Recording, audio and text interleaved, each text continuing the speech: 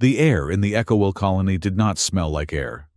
It smelled like scrubbed recycled oxygen, polished metal, and the faint static tang of ozone that preceded a thunderstorm. It was a silence that felt manufactured, a quiet that had been engineered rather than found. Nathan Rook stood in the center of his living room, surrounded by 3 crates he had not yet bothered to unpack. He held a hydrospanner in one hand and a half-eaten protein bar in the other, staring at the feed from his external door camera. The monitor flickered with the low refresh rate typical of civilian housing, but the image was clear enough. They were still there. 3 of them. 3 women of the Vire court, standing on the walkway outside his modest single-story unit, like statues carved from moonlight and obsidian. Nathan had spent 20 years in deep space salvage. He had seen derelict cruisers drifting in the void, their hulls torn open like rib cages. He had seen plasma storms dance across the surface of neutron stars. He had dealt with pirates, corporate strike teams, and the crushing loneliness of the drift. But he had never seen anything quite as unnerving as the 3 women currently using his front porch as a command post. He tapped the console to switch angles. The one in the center was the Empress Selena Eris. Even through the grainy monitor, she looked less like a ruler and more like a prisoner of her own biology. She wore white robes that seemed to float around her, heavy with silver embroidery that probably weighed as much as a standard combat vest. Her skin was pale, almost translucent, and her eyes were closed, her head tilted slightly, as if she were listening to a frequency no human could hear. The local legends said she was a walking curse, a biological weapon that the Synod had graciously allowed to live. They said if you touched her, your heart would stop before you hit the ground. To her right stood Sable Nix. If the Empress was the artifact, Sable was the razor wire protecting it. She stood with her arms crossed, her posture rigid. She wore dark, flexible armor that hugged her frame, and her eyes scanned the empty street with the predatory boredom of a tiger waiting for a reason to bite. To the left was Iris Vale. She was younger, or at least she acted it. She was currently leaning against the railing of Nathan's porch, inspecting her fingernails, occasionally glancing at the door, as if she expected Nathan to come out and perform a magic trick. Nathan sighed, the sound loud in the empty room. He had moved here for the quiet. He had taken the contract as a foreign species liaison, because the pay was enough to retire on, and the job description had been vaguely bureaucratic. Secure the perimeter, the contract had said. Ensure structural integrity of the noble quarter. It had not mentioned that the perimeter was his front yard. He set the spanner down and walked to the door. He hesitated for a second, his hand hovering over the locking mechanism. His instincts honed by 2 decades of surviving places where one wrong step meant decompression were screaming at him. Something was wrong with this setup. The Synod, the governing body of Echowell, had placed him in this specific house, on this specific street, and told him to mind his business. And now, the exiled royalty of a bioelectric species was camping on his welcome mat. He unlocked the door, and it slid open with a soft hiss. The reaction was instantaneous. Sable's hand dropped to the hilt of the shock baton at her hip. Iris straightened up, blinking. Celine simply opened her eyes. Her irises were a startling, luminous violet glowing faintly in the dim, artificial twilight of the dome. "Good evening," Nathan said. His voice was rough, like gravel tumbling in a mixer. "Can I get you ladies anything, some water, a chair? Maybe a reason why you are blocking my view of the street." Sable stepped forward, her expression cold enough to freeze helium. "Go back inside, human," she said. Her voice had a strange resonance to it, a double-layered harmonic that vibrated in Nathan's chest. "This does not concern you." "It is my porch," Nathan pointed out. "So technically it concerns me by about 50%. Iris snorted, covering her mouth quickly, when Sable shot her a glare. "He is funny," Iris muttered. "You said he would be dull, Sable. You said he was just another Synod bricklayer." I am a salvage tech, Nathan corrected.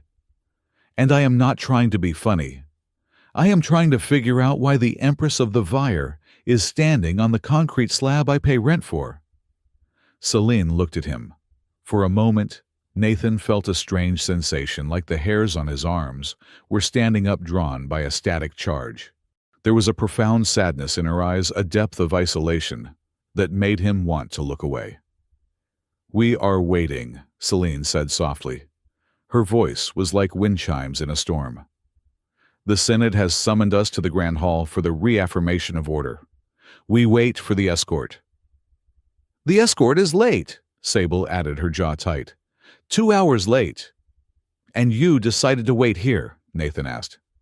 "The resonance is better here," Iris said, then immediately clamped her mouth shut. She looked terrified. Sable turned on her, her eyes flashing. "Silence, Iris." Nathan filed that away. "Resonance. Better here." Why was the resonance better in front of a retired salvage tech's bungalow? Before he could press for an answer, a chime echoed through the street. It was the public address system, a melodious, overly pleasant tone that preceded all Synod announcements. "Citizen Rook," the voice announced, smooth and synthetic. "Your presence is requested at the Grand Hall. You are to accompany the Imperial guest to the reaffirmation ceremony. Attendance is mandatory. Non-compliance will result in credit deduction and potential visa revocation." Nathan looked up at the speaker drone hovering near the street lamp. Then he looked back at the three women. "Well," Nathan said, rubbing the back of his neck, "looks like I am the escort." Sable looked him up and down with undisguised contempt. You have no armor. You carry no weapon. You are barely insulated." "I have a suit in the crate," Nathan said. "Give me 5 minutes." He did not wait for an answer. He hit the door panel and retreated inside. 5 minutes later, Nathan emerged. He was not wearing the ceremonial robes the Synod usually issued to its functionaries. Instead, he wore his old salvage rig. It was a matte gray exosuit, stripped of the heavy lifting servos, but still lined with high-grade insulation and kinetic dampeners. It was scarred from plasma burns and micrometeorite impacts, a roadmap of a hard life lived in the dark. On his left forearm, he wore a bulky gauntlet housing his diagnostic tools, scanners, voltage meters, and spectral analyzers. He looked less like a bodyguard and more like he was about to repair a fusion drive. "Shall we?" Nathan asked. Sable looked like she wanted to argue, but Celine nodded. The Empress stepped forward, and the air around her seemed to shimmer. Nathan kept his distance. The briefing documents had been clear: do not touch the Vire. Their bodies naturally generated a bioelectric field. In moments of stress, or simply by intent, they could discharge enough voltage to stop a human heart. It was the myth that kept them in power, and the cage that kept them isolated. They walked through the streets of Echoel. The colony was a masterpiece of brutalist architecture, softened by holographic advertisements. The buildings were tall gray monoliths, but the air was filled with projected cherry blossoms and swimming koi fish made of light. It was a distraction, just like the silence. The people they passed averted their eyes. Humans bowed low, terrified. They did not look at the Empress. They looked at the ground. They feared the touch. They feared the Synod's judgment. Nathan walked beside Celine, keeping a respectful 2 meters of distance. Sable walked point, and Iris brought up the rear. "You walk heavily," Celine said, not looking at him, "like you are expecting the ground to give way." "In my line of work it usually does," Nathan replied. "Gravity is a suggestion in a wreck. You learn to check your footing." "Here the ground is solid," Celine said. "It is the air that is treacherous." They arrived at the Exile Sanctum, a massive structure of black stone and glass that sat in the shadow of the spire, the central command tower of the Synod.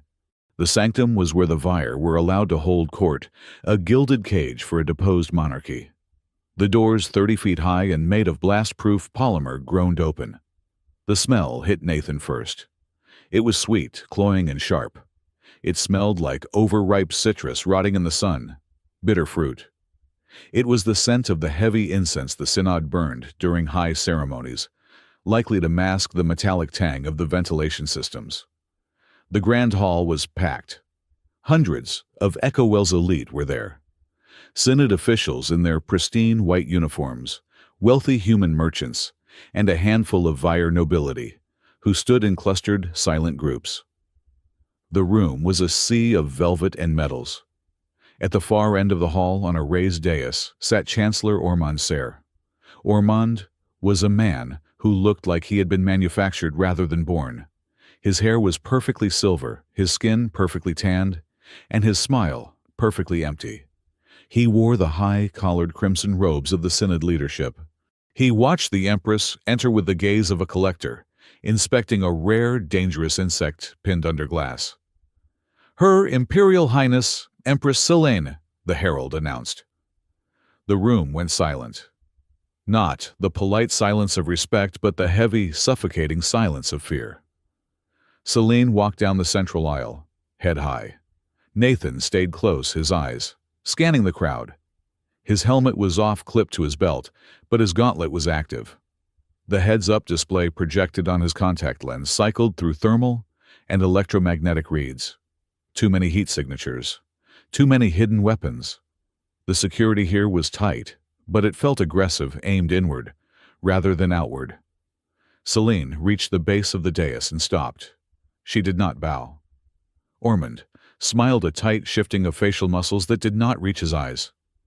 "We are honored," Ormond said, his voice amplified by the hall's acoustics. "Tonight, we reaffirm the treaty, the peace between the Synod and the Vir, the order that keeps us all safe from the chaos of the void." He gestured with a languid hand.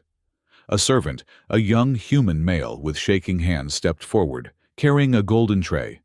On it sat a single ornate chalice. "The Sacrament of Unity," Ormond proclaimed. "A blend of rare nectars symbolizing the sweetness of our cooperation." Selene hesitated. Nathan's scanner spiked. He frowned, tapping a command into his gauntlet. He narrowed the focus of his sensor suite, aiming it directly at the chalice. The spectral analyzer decomposed the vapors rising from the liquid. Nitrogen base, alkaloids, a complex synthetic chain. Nathan's heart skipped a beat. He knew that chemical profile. He had seen it used in industrial pest control on agricultural moons to clear out invasive megafauna.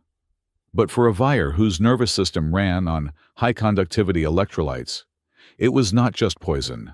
It was a neuroinhibitor that would cause a violent, agonizing seizure, followed by total respiratory collapse. It was not a drink. It was an execution. The servant held the cup out to Selene. Selene reached for it. Her hand was steady, but Nathan saw the tension in her neck. She knew, or she suspected. But to refuse the sacrament was an act of war. Sable tensed her hand, twitching toward her weapon, but she could not act. If she drew on a Synod servant, the guards lining the walls, 50 of them armed with pulse rifles, would cut them down. Selene's fingers brushed the gold stem of the cup. "Don't," Nathan said. It wasn't a shout. It was a flat, hard command that cut through the silence like a dropped wrench. He stepped forward, breaking the protocol, breaking the perimeter. He moved between Selene and the servant. The entire grand hall seemed to inhale at once. Ormond's smile vanished. "Excuse me, Citizen Rook, you are out of order." The drink," Nathan said, his voice loud enough to carry to the back rows. He tapped his gauntlet, projecting a holographic readout into the air above the cup. It showed the jagged red lines of the toxicity report. "It contains cytotoxin 7. High concentration. It is harmless to humans mostly. Just gives you a stomach ache.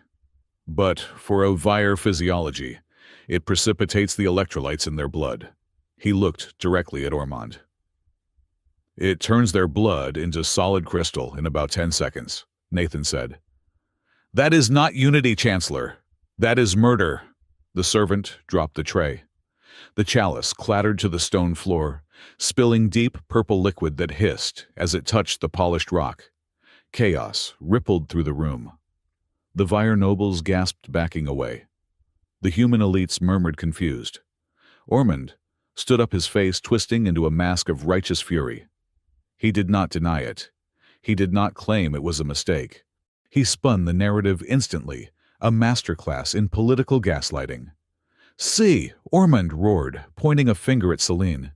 "See how she corrupts even the air around her. The Empress is unstable. Her biofield has tainted the sacrament. She is turning our offerings into poison." It was insane logic, but fear makes people stupid. The crowd believed what they wanted to believe. They wanted to believe the Vyre were monsters, because monsters justified the cages. "She has allowed a foreign laborer to touch the inner circle," Ormond shouted. "She is compromised.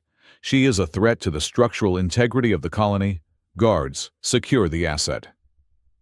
The 50 guards raised their rifles. The hum of charging capacitors filled the air, a high-pitched whine that set Nathan's teeth on edge. Sable drew her baton, the tip crackling with blue electricity. Iris pulled 2 jagged daggers from beneath her cloak. Nathan did not draw a weapon.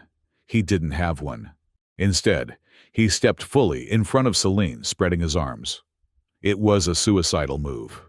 His salvage suit could take a hit from a micrometeorite, but it couldn't stop 50 pulse rounds focused on center mass. "Stand down," Nathan barked at the guards.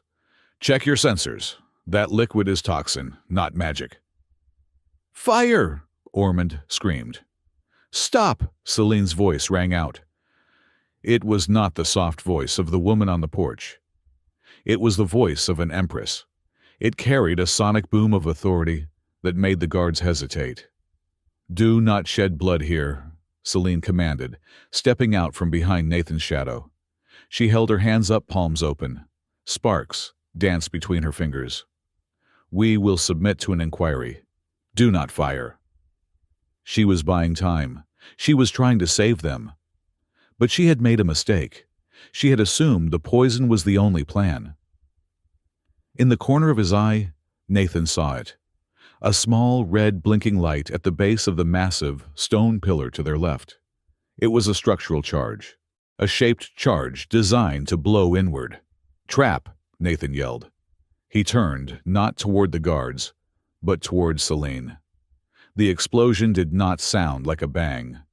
It sounded like a giant cracking a whip inside a bell. The pillar shattered. The shockwave was not thermal. It was kinetic. A concussive wave of force slammed into the dais. Selene was light. The blast caught her and threw her like a rag doll. She was airborne, flying backward, straight toward the jagged edge of the dais, where the stone steps dropped away into the ornate water feature below. If she hit the water while discharging energy, she would boil herself alive. If she hit the stone, her hollow bones would shatter. Nathan did not think. He did not calculate the risk.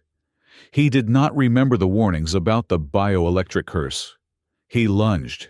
He threw himself sideways, his boots scrabbling for traction on the slick, wine-stained floor. He reached out with his left hand, the hand covered by the gauntlet, and missed. He reached with his right hand. The bare hand. His fingers closed around Selene's wrist. The contact was immediate. It felt like grabbing a live power line. Crack. A sound like a lightning strike echoed through the hall. Blue light exploded outward from the point where their skin touched. It blinded the guards. It shattered the nearest windows. The smell of ozone overpowered the smell of bitter fruit. Nathan's teeth slammed together. Every nerve ending in his body fired at once. His vision went white. The pain was absolute. It was the taste of copper, the sound of screaming metal, the feeling of being unmade. But he did not let go. He grunted a guttural sound of pure stubbornness and hauled her back. He swung her around, using his own momentum to absorb the force of her flight. They crashed onto the floor together, Nathan taking the impact on his back. He skidded 3 meters, slamming into the base of the Chancellor's podium. Celine landed on top of him. Silence returned to the Grand Hall. A deeper silence than before. Everyone, Ormond, the guards, Sable, Iris, the crowd stared. They waited for Nathan to die. They waited for his heart to stop, for his eyes to boil, for the charred corpse to slump over. Nathan lay there gasping for air. Smoke curled off the sleeve of his jumpsuit. His right arm was shaking uncontrollably, the nerves misfiring. He opened his eyes. He looked up. Celine was staring down at him, her face inches from his. Her eyes were wide-filled with a terror that had nothing to do with the explosion. She was scrambling to pull away to break the contact, terrified that she had just killed the only man who had tried to save her. "Do not move," she whispered, tears forming in her violet eyes. "Oh, by the ancestors, do not move. You are dead." "I have killed you," Nathan coughed. It hurt. His chest felt like it had been kicked by a mule. "Not," he wheezed. He swallowed, trying to find his voice. "Not quite." He flexed the fingers of his right hand. They were blackened with soot, and the skin was red and angry, branching with Lichtenberg figures, fractal burns that looked like lightning trapped under the skin. But the fingers moved. "Ow," Nathan said. "That was spicy." Celine froze. "You live?" "I am insulated," Nathan rasped, forcing a lopsided grin. "And I have a very high tolerance for bad wiring." He sat up. He was dizzy, and his arm felt like it was buzzing, but he was alive. Ormond stood on the dais, his mouth open. The narrative was broken. The human had touched the monster and lived. The curse was flawed. "He is infected," Ormond shrieked, desperate to regain control.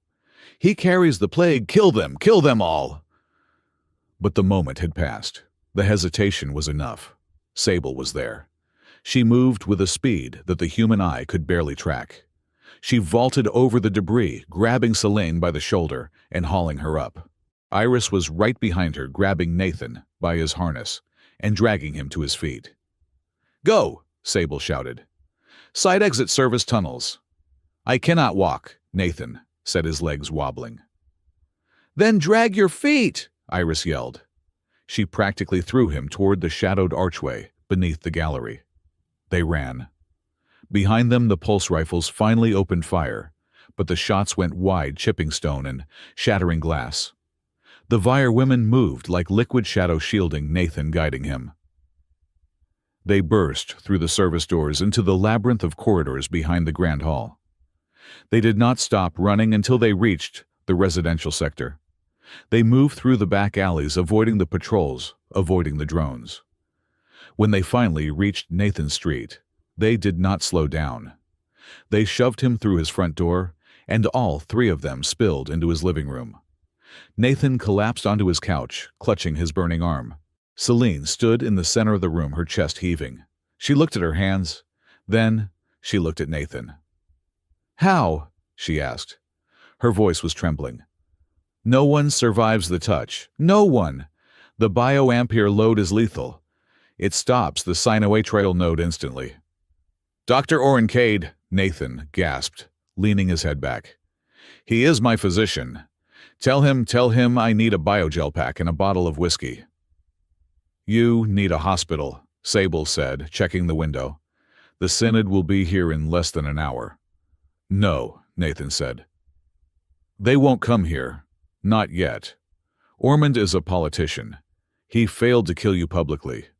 If he sends a death squad to a quiet residential street now, he looks weak. He looks like he lost control. He will wait. He will spin the story first." "You touched me," Celine said again, as if she could not process the data. "Yeah, well," Nathan closed his eyes. The pain was throbbing now, a dull ache replacing the sharp agony. "Next time, catch yourself." Iris was pacing the room. "The door," she muttered. "The door's the key. We have to secure the door." "What is it with you people and my door?" Nathan groaned. Sable ignored him. She moved to the entrance. She engaged the manual locks. Then she shoved a heavy metal shelf in front of it. Then she turned to Celine. "We stay," Sable said. "We cannot go back to the sanctum. It is a trap. We stay here." "Here." Nathan opened one eye. "In my house I have one bathroom and 3 ration crates." "You are the only one who has touched the Empress and lived," Sable said. Her face was grim.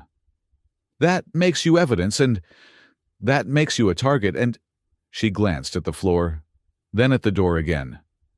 "We cannot leave this location. The signal is strongest here." "What signal?" Nathan asked. Nobody answered. Celine walked over to him. She reached out as if to touch his forehead, then snatched her hand back, fear flashing in her eyes. "I am sorry," she said softly. "I have brought the storm to your quiet colony." Nathan looked at his arm. The lightning scars were fading slightly, but the tingling remained. He looked at the 3 women, the queen, the knight, and the jester, crowded into his small gray life. He realized then that the silence of Echowell had never been about peace. It had been about holding breath. It had been the silence of a dam waiting to burst, and he had just kicked a hole in the wall. "It wasn't that quiet anyway," Nathan said. He sat up, wincing.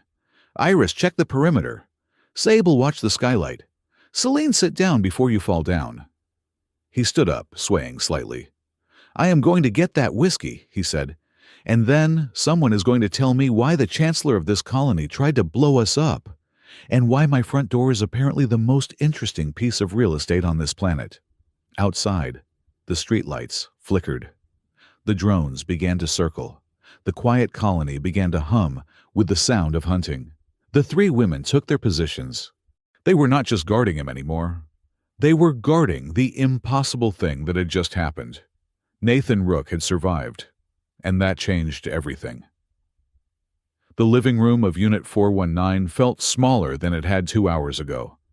It was not just the physical presence of 3 Vire warriors and a disgruntled salvage technician.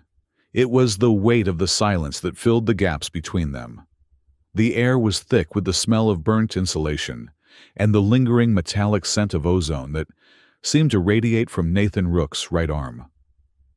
Dr. Orrin Cade adjusted the spectacles on his nose, a vintage affectation that he insisted improved his bedside manner, and leaned closer to Nathan's injury. The doctor was a man of sharp angles and frantic energy, a xenotech specialist who usually spent his days cataloging the biological drift of moss on the colony's outer hull. Treating a lightning strike victim in a living room, while the Empress of an exiled species watched from the kitchen, was not on his schedule for the evening. "Fascinating," Dr. Cade muttered. He ran a handheld sensor over Nathan's forearm. The device hummed a low, worried note. "Truly fascinating. The tissue damage is minimal considering the voltage. It is not a burn, Nathan. It is a polarization." Nathan sat on the edge of his couch, his teeth grit against the throbbing ache in his shoulder. "Doctor, if you say the word fascinating one more time, I am going to charge you for the entertainment." "Look at the pattern," Cade said, ignoring the threat. He turned the holographic display so Nathan could see. "Standard electrical burns are chaotic. They follow the path of least resistance, branching out like a river delta." "But this is geometric." Nathan looked. The red marks on his skin did not look like random scars. They looked like a circuit diagram. Sharp angles, distinct nodes lines that ran parallel before terminating at his wrist. It looked less like an injury and more like a barcode. "It looks like I was stamped," Nathan said. "It looks like data transfer," Cade corrected. "Or an attempt at one. The energy that hit you was not just raw current. It was structured." From the corner of the room, Sable Nix shifted. Her armor scraped softly against the wall. She had not taken her eyes off the windows since they had barricaded the door. Iris Vale was sitting on the floor, dismantling her shock daggers and cleaning them with a piece of cloth she had stolen from Nathan's unpacked crate. But it was Celine who spoke. She was standing by the kitchenette, her white robe stained with the soot of the explosion. She looked diminished in the harsh light of Nathan's utility strips, stripped of the grandiosity of the hall. "He should be dead," Celine said. Her voice was flat, devoid of the imperious tone she had used at the sanctum. "The charge I carry is not merely high voltage. It attacks the bioelectric rhythm of the heart.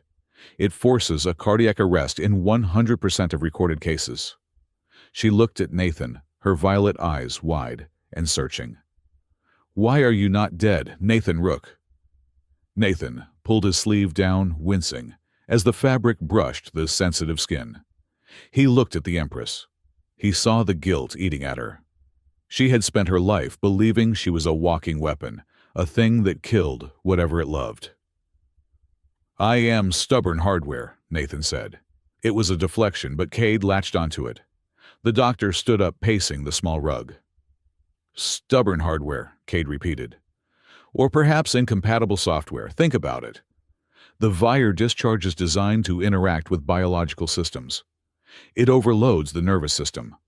But Nathan, I have seen his medical file. He spent 20 years in deep salvage. He has been exposed to more hard radiation and localized gravity distortions than any human should survive. His cellular density is higher. His neural pathways are reinforced." Cade pointed a long finger at Nathan. "His body did not accept the signal," Cade said. "It treated the lethal instruction like a corrupted file and rejected it. He is an error code in your biology, Empress." Celine stared at Nathan. For the first time, the fear in her eyes was replaced by a spark of curiosity. "An error code," she whispered. "I prefer the term anomaly," Nathan grumbled. "Sounds more expensive." "This is dangerous," Sable cut in. Her voice was sharp. "If the Synod finds out that a human can withstand the touch, they will dissect him. They rely on the myth of our lethality to keep the humans afraid. If that fear breaks, their control breaks." "They already know," Iris said, not looking up from her daggers. "That is why Ormond tried to blow us up. He saw Nathan touch Her Majesty. He panicked. Iris," Sable warned. "What?" Iris shrugged. "It is true. Ormond looked like he had swallowed a hydrospanner." Nathan stood up. His legs felt steadier now. The whiskey he had downed earlier was doing its work, dulling the edge of the pain. He walked over to the window, peering through the slat of the blinds. The street outside was empty, but it was a heavy emptiness. The drones were hovering higher now, silent, black shapes against the artificial dome lights. "They are not attacking," Nathan said. "Why?" "They are waiting for authorization," Sable said. "Or they are waiting for us to make a mistake." "Or they are waiting for the door," Nathan said. He turned to face the three women. "I have been watching you," Nathan said. "Since I moved in. Every night you three stand on my porch. You stand in a formation. Celine in the center, you two on the flanks. I thought you were guarding me. I thought maybe I was just the lucky guy assigned to the VIP block." He walked toward the heavy steel door, the one currently blocked by a shelving unit. "But tonight when we came in, you didn't check the windows first," Nathan continued. "You checked the door locks. You didn't scan the room for bugs. You scanned the door frame." He looked at Sable. "You aren't protecting me," Nathan said. "You are guarding the house. Why?" Sable's face was a mask of stone. "That is a matter of state security." "I am pretty sure state security just tried to turn us into confetti," Nathan shot back. "I think I am owed an explanation." Celine stepped forward. She placed a hand on Sable's shoulder, a silent command to stand down. "He has earned the truth," Celine said. She looked at the door. "We do not know what is behind it," Celine admitted. "We only know that the Synod requires us to be here. Every night from 2200 hours until 0400 we must stand in proximity to this threshold. If we do not, the Synod threatens to purge the exile sanctum." "You are a battery," Dr. Cade whispered. He was looking at his readings again. "Or a key." Nathan frowned. So I am living in a glorified lock mechanism. It appears so, Celine said. But we do not know what we are locking. Nathan looked at the door again. It was a standard, colony-issue blast door. Heavy, gray, ugly. But now that he looked closer, he saw the faint etching of lines running along the frame. They were almost invisible, painted over with layers of cheap landlord beige, but they matched the pattern on his arm. "Doctor," Nathan said, "give me the scanner." Cade handed it over. Nathan adjusted the frequency. He did not aim it at the door. He aimed it at Celine. Celine flinched. "What are you doing?" Cade said. "The burn on my arm looked like data," Nathan said. "Data has to come from a source. You are the source, Celine." "I am a biological entity," Celine said, though her voice wavered. "I am not a machine." "Let's find out," Nathan said. "May I—" He held the scanner up. He did not step into her personal space. He respected the invisible barrier that had defined her life. Celine hesitated, then nodded. She held out her arm, the silk of her sleeve falling back to reveal pale, luminous skin. Nathan triggered the scan. The device hummed. The holographic display flared to life. It showed the skeletal structure of her arm, the delicate lattice of hollow bones. It showed the vascular system glowing with the high-energy blue blood of the Vire. But underneath the skin, wrapped around the muscle fibers like a second nervous system, was something else. It was a mesh. It was a web of microscopic filaments, far too regular to be organic. They pulsed in time with her heartbeat. They were not just conductive. They were transmitting. "What is that?" Iris asked, standing up. She looked sick. "Subcutaneous nanite mesh," Cade said, his voice trembling with excitement and horror. "It is old tech, pre-collapse. I have only seen diagrams of this in archival footage. It is a control lattice." Nathan zoomed in on the image. The data stream coming off the mesh was chaotic encrypted, but there were gaps in it. Broken lines. "It is damaged," Nathan said. "The signal is fragmented. That is why I didn't die. The command to stop my heart was sent, but the file was corrupted." Celine stared at the image of her own arm. She looked like she was seeing a stranger. "I was told it was a blessing," she whispered. "The electric blood, the mark of the royals. They told us we were chosen by the gods of the sky." "It is not a blessing," Nathan said gently. "It is a leash. Someone installed this in you, in all of you."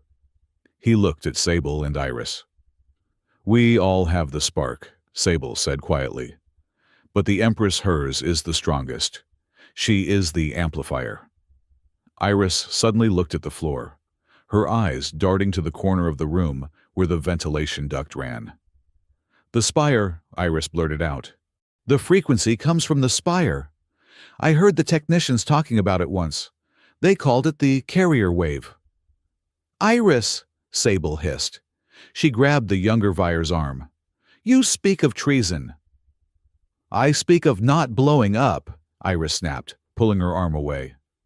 "Look at the screen, Sable. We are not gods. We are antennas." The room fell silent. The revelation hung heavy in the air. The Vire, the terrifying vampire women of the colony, were not monsters. They were victims of a technological graft so ancient and seamless, they had built a religion around it. A chime from Nathan's console broke the silence.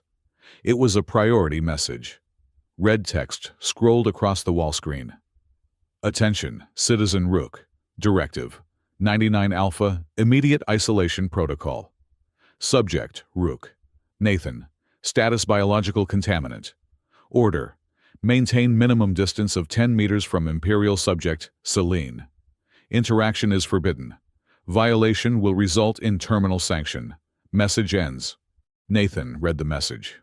He let out a dry, humorless laugh. "Contaminant," Nathan said. "That is a new one. Usually they just call me cheap labor."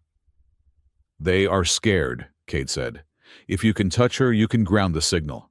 You are a threat to the broadcast." So they ground me instead, Nathan said. House arrest. We cannot leave, Sable said. If we step outside, the drones will fire. If we stay, we are trapped with a man the Synod wants dead. And if I get too close to Celine, Nathan added, they blow the house. Is that about the size of it? It seems we are forced roommates, Iris said, forcing a weak smile. I hope you have better food than protein bars. The hours dragged on. Dr. Cade, realizing he was now an accessory to treason, decided to make himself useful. He set up a makeshift lab on Nathan's dining table, analyzing the scan data from Celine's arm. Nathan sat on the floor, his back against the couch, watching the women. They were stripped of their mythology now. Without the fear, without the grand setting of the hall, they were just exhausted refugees. Sable sat by the door, alert but weary. Iris had curled up in the armchair and fallen asleep, her daggers still clutched in her hands. And Celine. She stood by the window looking out at the fake stars of the dome. She looked incredibly lonely. You should sit, Nathan said. Floor is not comfortable, but it is solid. Celine turned. She hesitated, measuring the distance. 10 meters. The room was barely large enough to comply with the order. She sat on the far side of the room, her white robes pooling around her.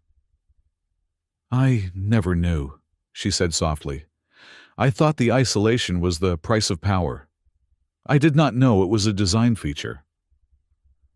Power is usually just a story people tell to hide the strings, Nathan said. You are cynical, Nathan Rook. I am a salvage tech, he replied. I take things apart to see how they work. Usually it is just rusty gears and bad wiring. And what am I? Celine asked.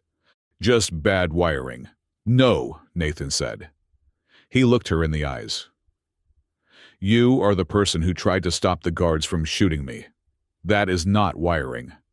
That is choice. Celine looked down at her hands. I have never touched anyone without hurting them. My mother, my sisters. Even Sable, I cannot hold her hand. The air between us burns. Maybe it is not supposed to burn, Nathan said. Maybe someone is cranking up the voltage on purpose. Suddenly, a low sound filled the room. It was not a sound you heard with your ears. It was a sound you felt in your teeth. A deep, rhythmic thrumming that vibrated through the floorboards. Thump, thump, thump. It sounded like a massive mechanical heart beating deep underground. Sable was on her feet instantly. Iris woke up with a gasp, dropping a dagger. It is time, Sable said. Her voice was tight. Time for what? Nathan asked, scrambling up. The night vigil, Celine said. Her face had gone pale. She clutched her chest, her fingers digging into the fabric of her robe. It is starting.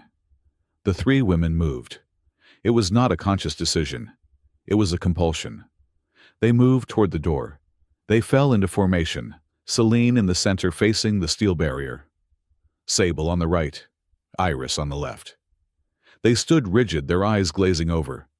The door began to vibrate. The beige paint flaked off, revealing the metal underneath. A faint violet light began to bleed through the seams of the frame. Celine, Nathan stepped forward. Stay back, Sable shouted, but her voice sounded robotic, strained. Do not approach. Nathan ignored her. He moved closer, fighting the wave of pressure that seemed to radiate from the trio. He could see Celine trembling, sweat beaded on her forehead. Her veins were glowing, the blue light pulsing in sync with the thrumming of the door.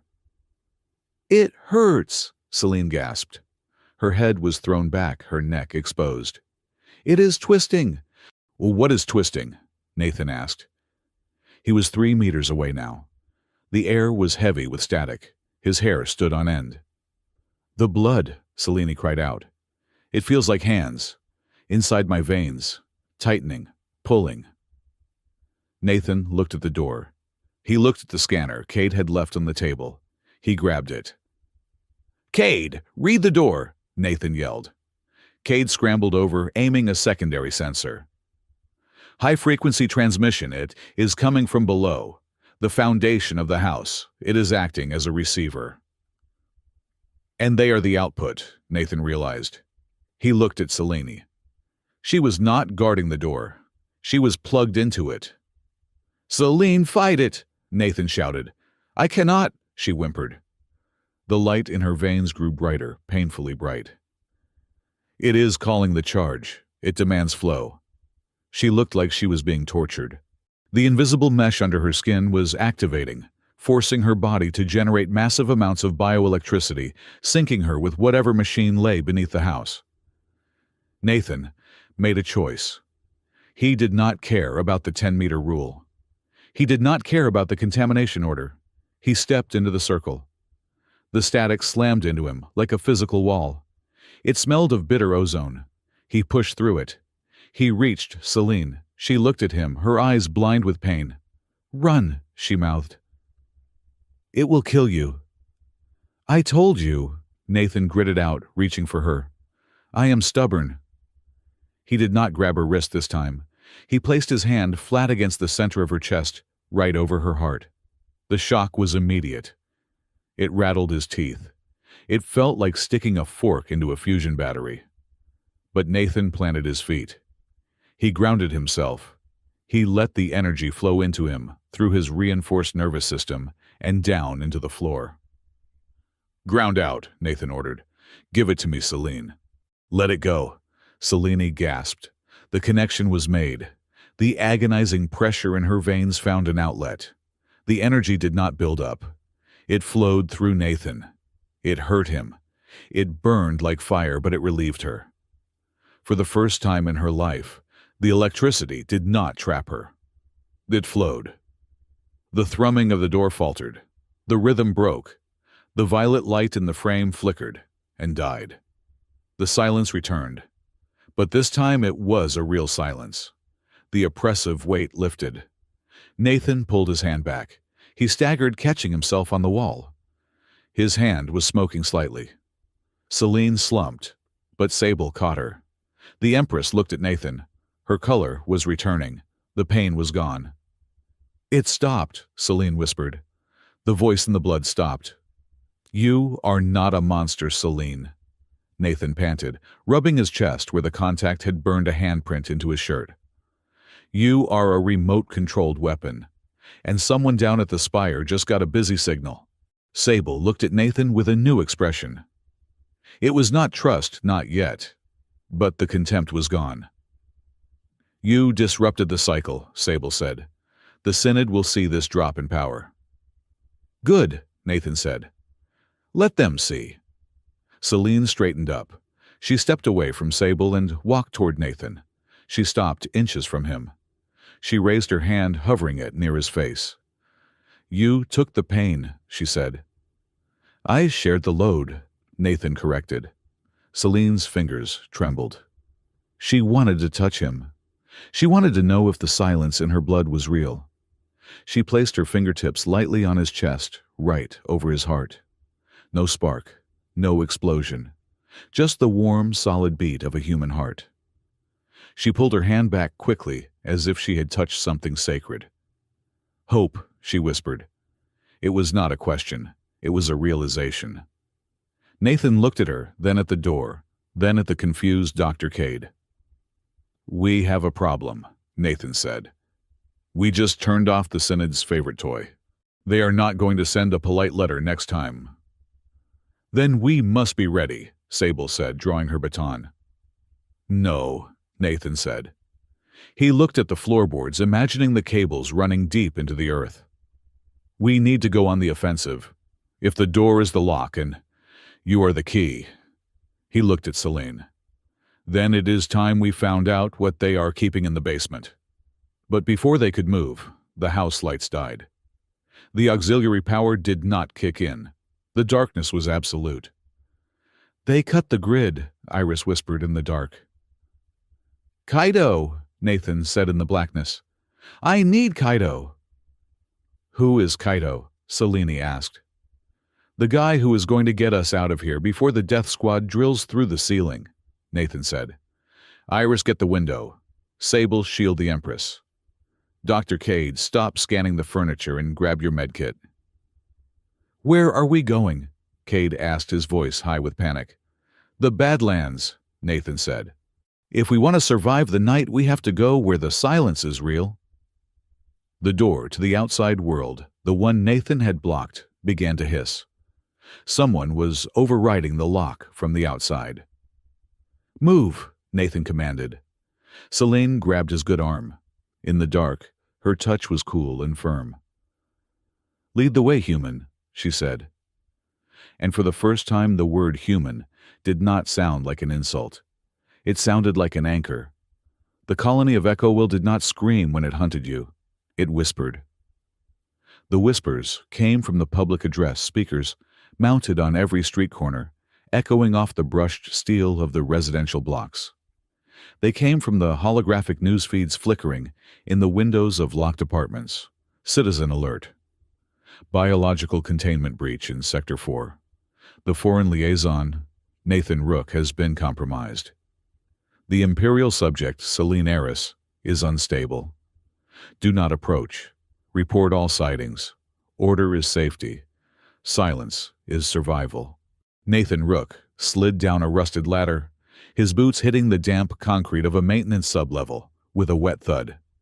Above him, the heavy manhole cover groaned as Sable Nix slid it back into place, sealing out the artificial twilight of the street. They are painting a very unflattering picture of you, Nathan, Iris Vale whispered, dropping down beside him. She dusted off her hands. Apparently you are not just a kidnapper, but a vector of chaos. I think that is a promotion from Salvage Tech. I have been called worse by better people, Nathan muttered. He adjusted the strap of the heavy medkit he had grabbed from Dr. Orrin Cade's hands before they fled. Is everyone down? Selene descended, last helped by Sable. The Empress looked feverish. The bioluminescence in her veins was pulsing erratically, casting jagged rhythmic shadows against the tunnel walls. She looked less like a woman and more like a contained explosion waiting for a trigger. We are clear, Sable said, her voice tight. But the drones are switching to thermal. This concrete will not hide our heat signatures for long. That is why I am here, a voice echoed from the darkness ahead. Kaito Ree stepped into the pale light of Selene's glowing skin. He was a slight man with grease-stained coveralls and a pair of augmented reality goggles pushed up on his forehead. He held a tablet that was wired directly into a junction box on the wall. You look terrible, Rook, Kaito said, grinning. I thought royalty came with better perks. Kaito, Nathan exhaled, tell me you have a route that doesn't involve swimming through sewage. I am insulted, Kaito replied, tapping his tablet. The lights in the tunnel flickered and died, plunging them into darkness save for the blue glow of the Vire. I am an infrastructure engineer. I deal in power conduits and air recyclers. Follow me. I have tricked the grid into thinking this sector is under maintenance. The sensors are looped. They ran. The underground of Echowill was the antithesis of the surface. Above everything was polished, silent, and fake. Below it was loud, dirty, and real. Steam hissed from vents. Pipes rattled with the flow of pressurized water. It was the gut of the beast churning away, to keep the pretty face on the surface smiling. They moved for an hour, Kaito leading them, through a maze of service tunnels that grew progressively colder. Nathan stayed close to Selene. He could hear her breathing ragged, sharp gasps. Every few minutes she would stumble and he would catch her arm. The contact still sent a jolt through him, a static zap that made his teeth ache, but it did not kill him. We are close to the perimeter, Kaito announced, stopping before a massive circular door covered in warning symbols. Beyond this is the outer shell, the Badlands. Open it, Sable commanded. Kaito worked the manual release wheel. It screeched, rust grinding against rust. With a heavy clank, the seal broke. The wind hit them first. It was not the recycled filtered breeze of the dome. It was raw atmosphere. It smelled of sulfur, frozen dust, and ancient rock. It was bitter and cold enough to freeze the moisture in Nathan's nose instantly. They stepped out onto a narrow ledge of black basalt. Behind them, the massive glowing dome of Echo Well rose like a blister on the planet's surface. Ahead of them lay the Badlands, a jagged expanse of obsidian spires, and twisted rock formations, illuminated only by the pale light of two distant, indifferent moons. "Quiet," Nathan said, looking out at the desolation. "Real quiet." "It is freezing," Iris complained, wrapping her thin cloak tighter. "My blood is slowing down." "Keep moving," Nathan said. "The drones will not follow us this deep into the magnetic interference zones. The rocks here are full of iron. It messes with their guidance systems." "You know this terrain?" Sable asked, eyeing him. "I used to scavenge wrecks out here before I took the colony contract," Nathan said. "I know a place. Old geothermal vents about 3 kilometers north. It is warm and it is shielded." The trek was brutal. The gravity outside the dome stabilizers was slightly heavier, pulling at their exhausted limbs. Celine was deteriorating fast. The further they got from the colony, the more she seemed to suffer. It was counterintuitive. She should have been relieved to be away from the spire, but instead, she was shaking violently. "It is the tether," Dr. Cade panted, struggling to keep up with his satchel of instruments. "The signal from the spire is not just a control mechanism, it is a dependency. Her nanites are searching for the carrier wave. As the signal gets weaker, they are ramping up their gain to find it. They are drawing more power from her biology to boost the reception." "She is going into withdrawal," Nathan realized. "She is going into critical overload," Cade corrected. They reached the caves just as a drone sweep passed high overhead a searchlight, cutting a lonely beam through the swirling dust. They ducked into a fissure in the rock face, squeezing through a narrow gap that opened into a small, cavernous hollow. Inside, the air was thick and humid. A natural vent in the floor released puffs of steam, heating the cave to a tropical temperature. The walls were slick with condensation. Celine collapsed onto the stone floor. She curled into a ball, clutching her shoulders. Her skin was no longer just glowing. It was flashing, pulsing, with a bright, erratic violet light that lit up the entire cave. Arcs of electricity snapped between her fingers, scorching the rock. "Back!" Sable shouted, pushing Iris and Cato against the wall. "She is discharging." "She cannot hold it," Cade yelled over the crackle of energy.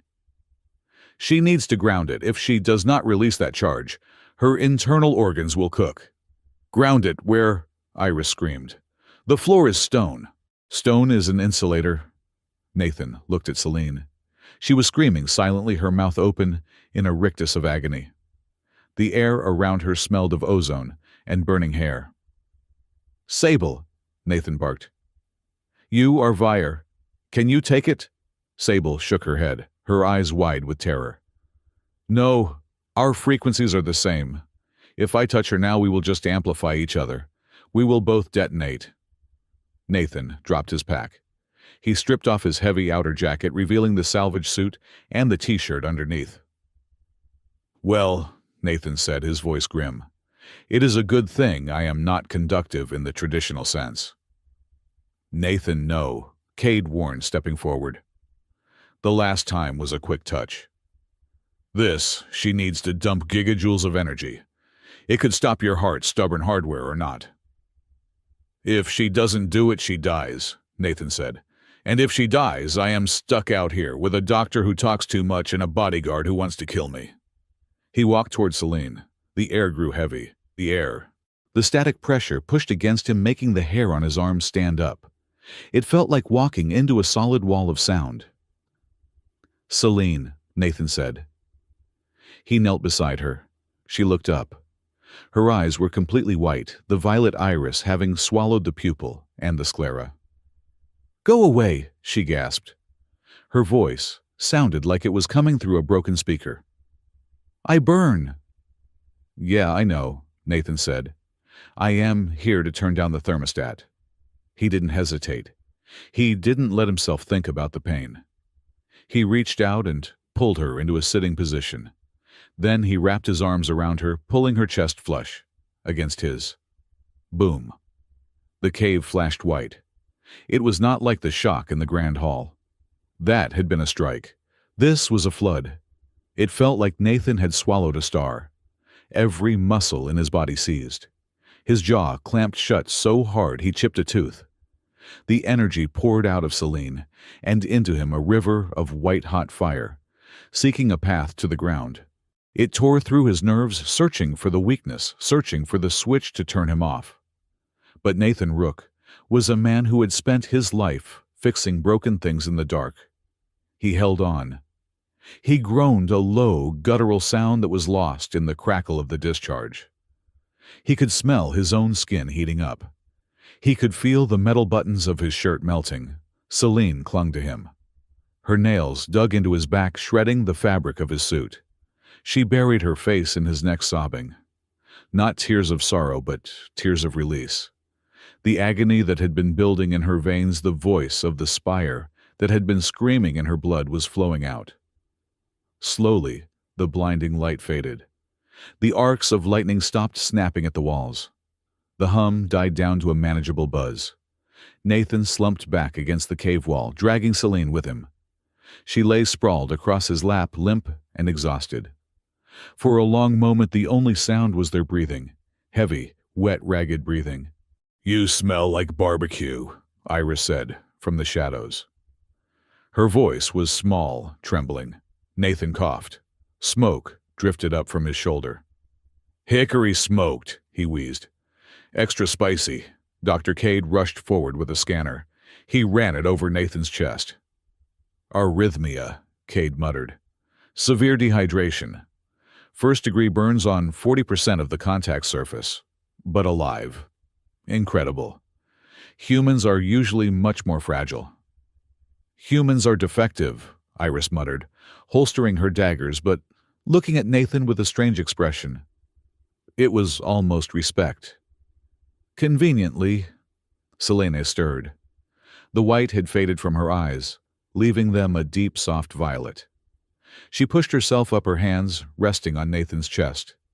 She looked at the burns on his neck, the red marks where the energy had arced. "Why?" she whispered. Her voice was back to the wind chime clarity, but it was raw.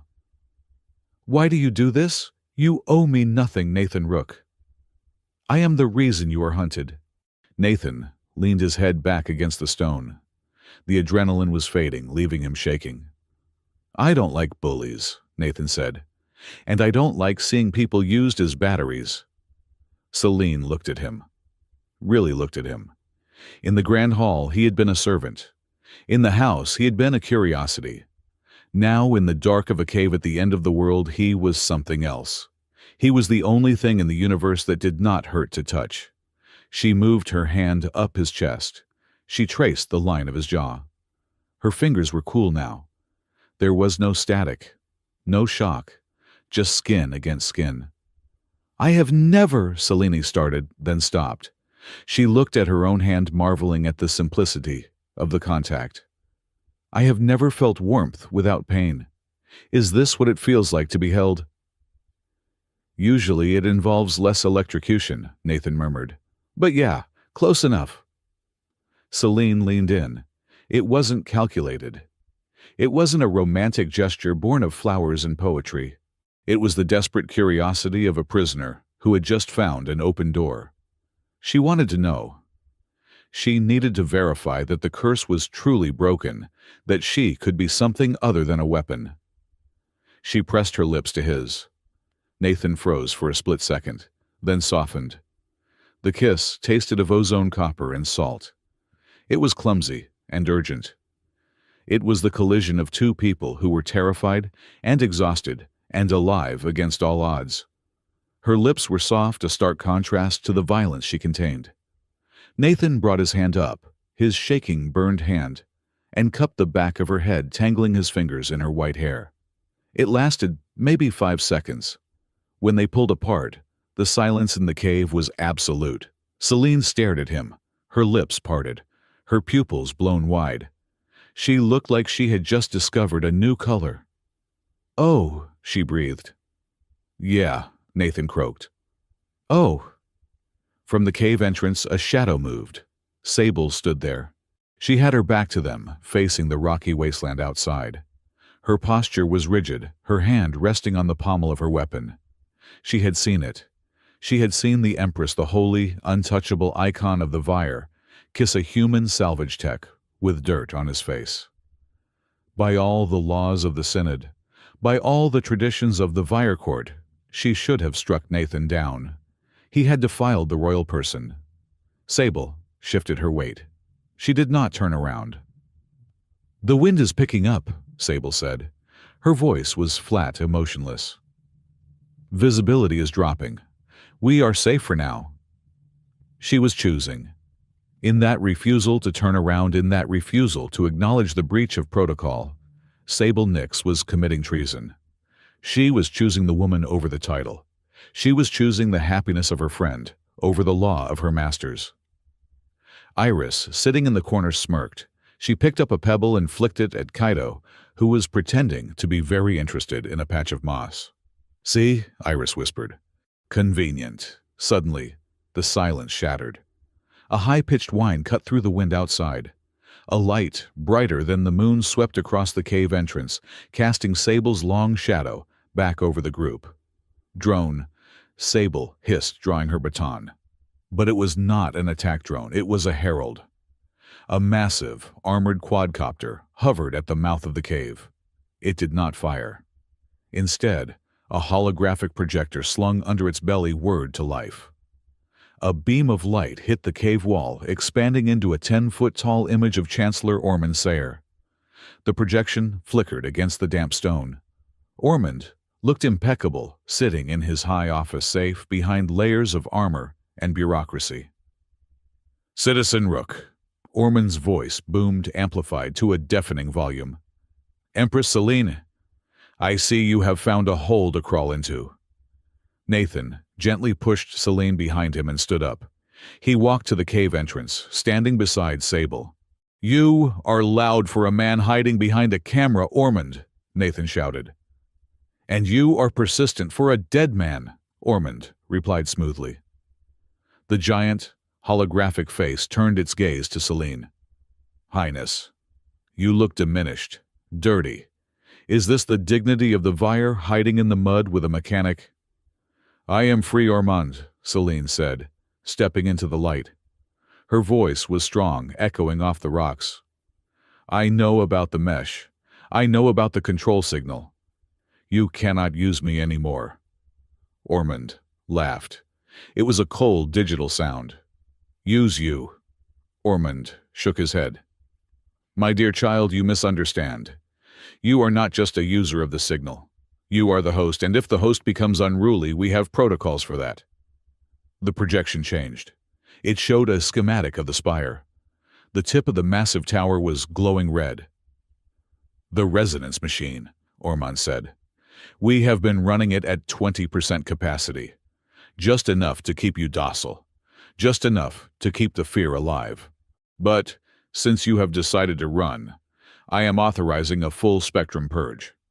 Nathan felt a chill that had nothing to do with the cold.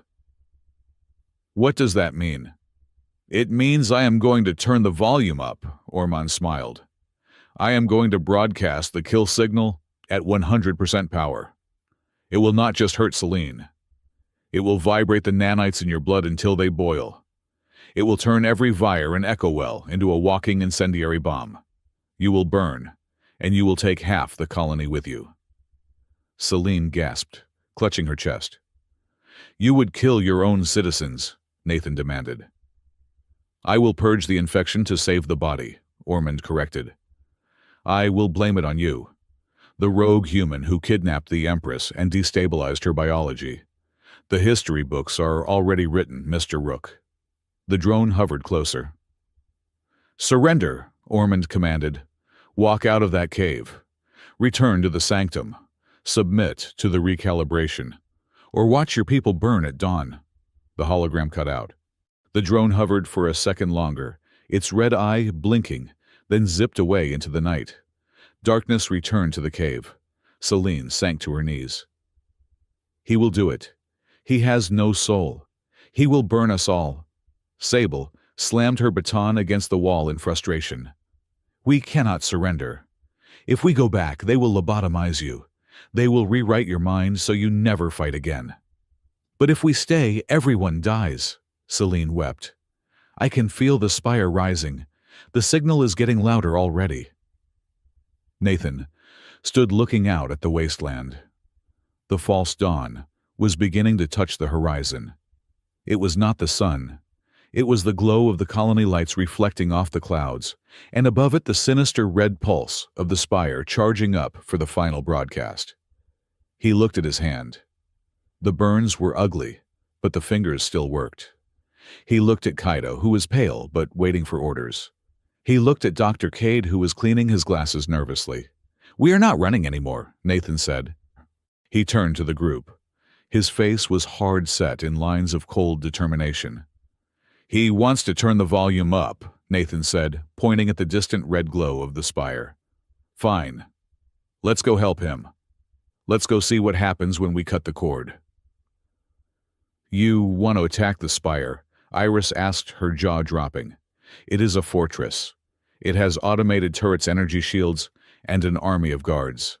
It has cables, Nathan said. It has power junctions. And it has a broadcast dish. He looked at Celine. You are the key, remember, Nathan said. The door at my house was just a repeater. The spire is the source. If we can get you to the source, can you shut it down? Celine wiped her eyes. She stood up, the regal strength returning to her spine. She looked at Nathan, and in that look, there was the memory of the kiss, the memory of the pain he had taken for her. If I can touch the core, Celine said, I can scream back. I can overload their system with my own biofeedback. Then we have a plan, Nathan said. He picked up his pack. Kaido, how fast can you get us back inside? If we bypass the safety valves, Kaido grinned weakly. 40 minutes. Do it, Nathan said. He walked over to Celine. He did not touch her this time, but the space between them felt charged electric in a way that had nothing to do with nanites. Dawn is coming, Nathan said. Let's go break some stuff. Outside, the wind howled across the stone forest, but for the first time the group did not look like refugees. They looked like an invasion force. They moved back into the dark, leaving the quiet behind. The sun had not yet breached the horizon, but the sky above the Badlands was bleeding a bruised purple. The wind howled through the obsidian spires, carrying with it the smell of sulfur and the distant, rhythmic thud of heavy machinery. It was a sound that vibrated in the teeth, a deep, mechanical heartbeat that seemed to originate from the center of the earth. Nathan Rook adjusted the straps of his gauntlet. His arm was still throbbing from the discharge in the cave, a dull ache that synchronized with the tremors in the ground. Beside him, Empress Celine Eris stood perfectly still. Her white robes were torn and stained with the gray dust of the wasteland, but she looked more regal now than she ever had in the Grand Hall.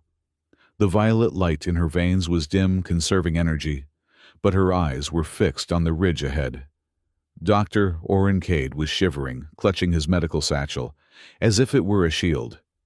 Kaido Ri was frantically tapping on his datapad, his face illuminated by the harsh blue light of the screen. I am reading a massive energy spike, Kaido said, his voice barely audible over the wind. It is not the spire. It is mobile, and it is close. How close? Sable Nix asked. She was crouching behind a jagged rock, her shock baton active and humming. Point blank, Nathan said. The ridge in front of them exploded. It was not an explosion of fire, but of sound. A sonic boom shattered the rock face, sending boulders the size of hover cars tumbling down the slope. Dust plumed upward, like a mushroom cloud. Through the haze, a shape emerged. It was a walker, but not the standard patrol units used by the Synod for crowd control. This thing was a Leviathan. It stood 3 stories tall, supported by 4 massive hydraulic legs that crushed the stone beneath them. Its chassis was heavily armored, painted in the matte black of the executioner guard. But it was what sat on its back that froze the blood in Nathan's veins. Mounted on the top of the walker was a dish. It was a parabolic emitter, huge and concave, glowing with a malevolent crimson light. It hummed with a frequency that made Nathan's vision blur. "The resonance machine," Dr. Cade whispered, terror making his voice shrill. "They actually deployed it," Celine gasped. She fell to her knees, clutching her chest. The moment the dish cleared the ridge, she began to scream. It was a silent scream, her mouth open, her neck straining, but no sound came out. The agony was internal. "Celine," Nathan dropped beside her. "Talk to me. What is it doing?" "It is singing," Celine choked out. Her skin was flashing violently now, the nanites in her blood reacting to the broadcast. "It is commanding the blood to boil. It is the kill switch." "It is a directional emitter," Cade yelled, analyzing the readings on his scanner. "It is broadcasting the control signal at close range. It is overloading her structural integrity. If that dish fires a full pulse, she will not just die, Nathan. She will detonate. The bioelectric potential in her body will release all at once. It will level this entire sector." The walker took another step. The ground shook. A loudspeaker mounted on the hull crackled to life. It was not Orman's voice this time. It was the synthetic, computerized voice of the machine itself. "Target acquired! Designation Empress preparing purge protocol. Charge cycle initiated 20%. The crimson light on the dish intensified. Celine convulsed, arching her back. Smoke began to curl from her skin. "I cannot hold it," Celine gasped. She looked at Nathan, tears streaming down her face. "You have to run. Get away from me." She tried to push him away, but her hands were weak. "I am surrendering," she whispered. She looked toward the machine. "If I walk to it, if I let it take me, it will stop the broadcast. It will spare you." She began to stand up, moving, like a woman walking to the gallows. "Sable, let me go," Celine commanded, her voice shaking. "Live to fight another day." Sable looked torn, her loyalty warring with her instinct to protect. Nathan grabbed Celine's arm. He did not let go even when the static charge from her skin bit into his palm. "No," Nathan said. "Nathan, please," Celine pleaded. "I am a bomb. Let me detonate far away from you." "You are not a bomb," Nathan snarled. He looked at the massive machine looming over them. "You are a person, and I am a salvage tech. Do you know what we do with broken machinery, Celine?" He turned to face the walker. The dish was glowing brighter. "We scrap it," Nathan looked at Kaito. "Can you jam it?" "No," Kaito shouted. "The signal is too strong. It is encrypted hardline." "Can you shoot it?" Nathan asked Sable. "My baton is a toothpick against that armor," Sable spat. "We need heavy ordnance." "We don't have ordnance," Nathan said, checking the mag clamps on his boots. "But we have a conductor." He stripped off his heavy coat. He checked the seals on his suit. He looked at the gauntlet on his left arm. "Nathan," Dr. Cade warned, "what are you thinking? That thing is radiating enough microwave energy to cook a steak from 50 meters. "Then I better move fast," Nathan said. He turned to Celine. He grabbed her face with both hands, ignoring the sparks. "Stay down," he ordered. "Don't die. That is a direct order from your human liaison. Do not die." He didn't wait for an answer. He turned and sprinted. He didn't run away. He ran straight at the walker. "Target hostile!" the machine blared. "Engaging defense." A turret mounted on the walker's chin swiveled. A line of tracer fire chewed up the ground at Nathan's heels. He didn't stop. He dove, rolling over a jagged slab of basalt, coming up in a slide. The bullets pinged off the rock inches from his head. He was fast. 20 years of dodging falling debris in zero-gravity wrecks had given him a sense of movement that was fluid and unpredictable.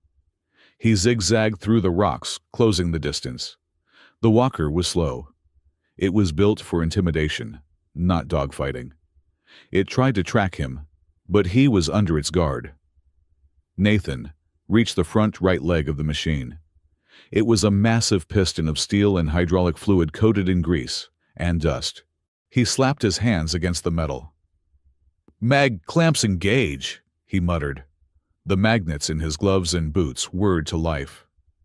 He stuck to the metal leg like a spider. He began to climb.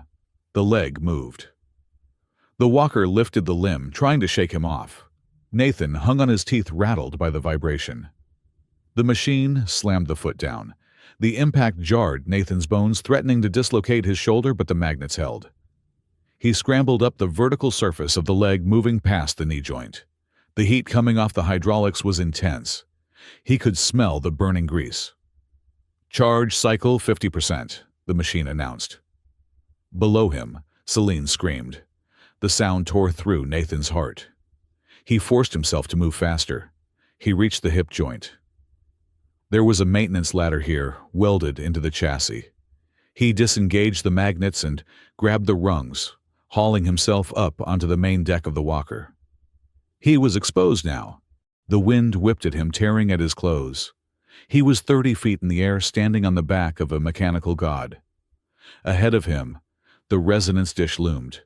It was massive, 10 meters across, pulsing, with a deep, angry red light. The air around it rippled with heat distortion. The hum was deafening. It felt like standing inside a bell. A hatch on the deck opened. A Synod trooper popped out, raising a rifle. Nathan didn't slow down. He slid across the metal plating, sweeping the trooper's legs with a low kick. The man fell, his rifle skittering away. Nathan grabbed the trooper by the collar and tossed him toward the edge. He didn't watch him fall. He sprinted toward the dish. "Charge cycle 75%. The heat was unbearable. The microwave radiation was already seeping through his suit. He could taste metal in his mouth. His vision was swimming. He reached the base of the dish. It was shielded by a heavy casing of durasteel. He slammed his fist against it, solid, indestructible. "Think, Rook, think," he yelled at himself. He couldn't break the dish. He didn't have explosives. He didn't have a plasma cutter. He looked at the base of the emitter. There were thick cables running from the generator core into the dish. Shielded cables thick as a man's thigh. He couldn't cut them, but he could redirect them. "Grounding," he muttered. "Path of least resistance." He looked at his gauntlet. He looked at the maintenance panel on the side of the generator housing. It was locked. He didn't have a key. He drew back his right arm, the one that had already been burned, the one that Dr. Cade said was a miracle of biology, and he punched the panel. The metal buckled. He punched it again, and again. The adrenaline flooding his system was hysterical strength. He tore the panel off its hinges, revealing the copper coils inside. The coils were glowing white-hot. They were carrying the full output of the walker's fusion core, channeling it into the dish. "Charge cycle 95%. Preparing to fire." Nathan looked down at the Badlands below. He saw Celine, a small, white speck on the black rocks. She was convulsing. She was dying. "Not today," Nathan whispered. He didn't have a tool to bridge the connection. He didn't have a jumper cable. He only had himself. He activated every dampener in his suit. He turned the kinetic shielding to maximum. It wouldn't be enough. He knew it wouldn't be enough. "Hey, ugly!" Nathan shouted at the dish. He jammed his left hand, the gauntlet hand, onto the chassis frame, digging the metal fingers into the steel to create a solid ground connection. Then he thrust his right hand, his bare hand, directly into the glowing copper coils. 100%, the machine said. The world turned white. There was no sound at first. The sound was too loud for the human ear to process. It was just a sensation of pure absolute erasure. The energy that was meant to vaporize the Empress, the resonant frequency designed to boil the blood of a species, found a new path. It hit the blockage in the coils Nathan's hand and sought the ground. It flowed through him. Nathan arched back, his body going rigid. His scream was lost in the roar of the discharge. His suit melted. The fabric fused to his skin. The reinforced salvage armor cracked like an eggshell. The lattice of scars on his right arm lit up glowing brighter than the sun branching out across his chest, up his neck across his face. He was a conduit. He was a human lightning rod channeling the wrath of a god. His heart stopped. It didn't stutter. It just stopped. The electrical impulse that drove the muscle was overwhelmed by a tsunami of current. His brain synapses fired all at once, showing him a kaleidoscope of memories: the silence of space, the smell of cheap coffee, the violet eyes of a woman on a porch before burning out. The walker groaned. The feedback loop was catastrophic. The energy, unable to leave through the dish, backwashed into the core. Explosions rippled through the machine. The dish shattered, raining molten glass down onto the deck. The generator seized. Nathan was thrown backward.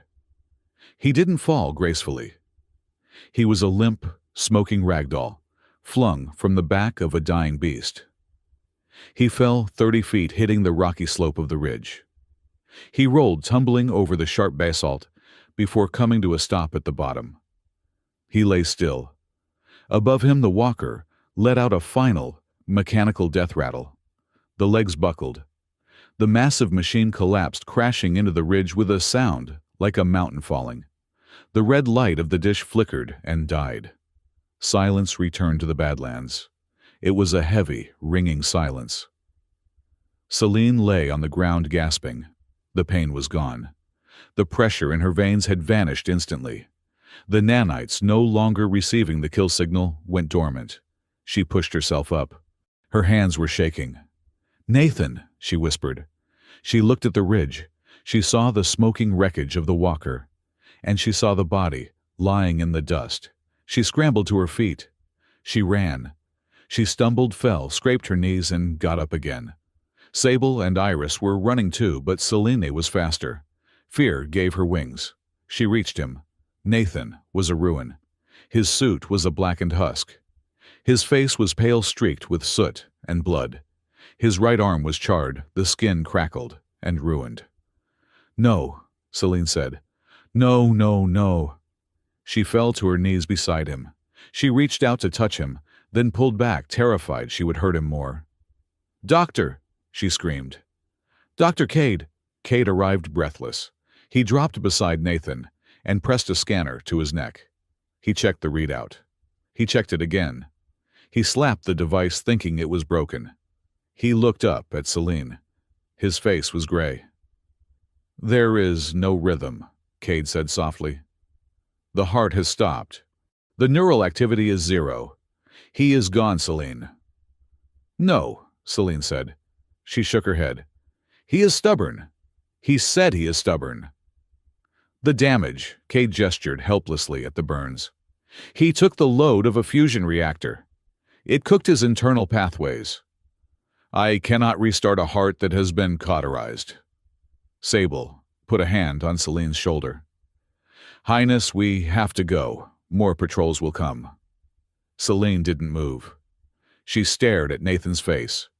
It was peaceful in a way that terrified her. Something inside her broke. It was not a break of despair. It was a break of containment. The grief hit her, but it didn't make her cry. It made her burn. The ancient, terrified part of her, the part that had spent her whole life afraid of her own touch, afraid of the curse, vanished. She stood up. She turned to face the wreckage of the walker. A hatch blew open and 3 Synod survivors stumbled out coughing, raising their weapons. Selene didn't gesture. She didn't speak. She simply screamed. It was a scream of pure, unadulterated rage. And with it, she released the hold she had kept on her own biology for 20 years. A wave of violet energy exploded from her body. It wasn't a broadcast. It was a shock wave.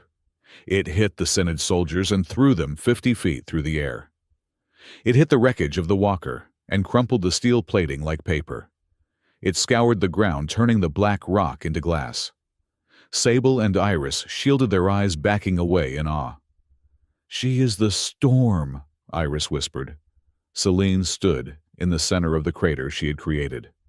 Her hair was floating around her, charged with static. Her eyes were blazing.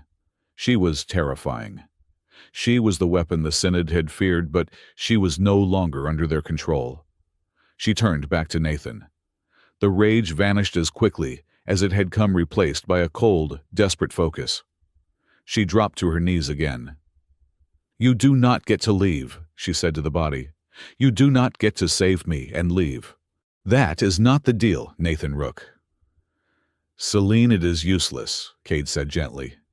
"Silence," Celine snapped. She looked at her hands. They were glowing, not with the angry red of the machine, but with the soft blue-violet of her own life force. "He acted as a ground," Celine said, her mind racing. "He took the current. He opened the pathway." "He shorted out," Cade said. "Then I will jumpstart him," Celine said. "You will fry him," Cade argued. "His system is overloaded. If you add more power—" "I am not adding power," Celine said. She placed her hands on Nathan's chest, directly over his silent heart. "I am matching the frequency." She closed her eyes. She reached out with her senses, not into the room, but into the body beneath her hands. She felt the silence of his cells. She felt the lingering echo of the damage. She needed to be precise. She couldn't be a storm. She had to be a scalpel. She summoned the energy from her blood. She visualized the rhythm of a heart. Thump, thump, thump, thump. "Come back," she whispered. She pushed.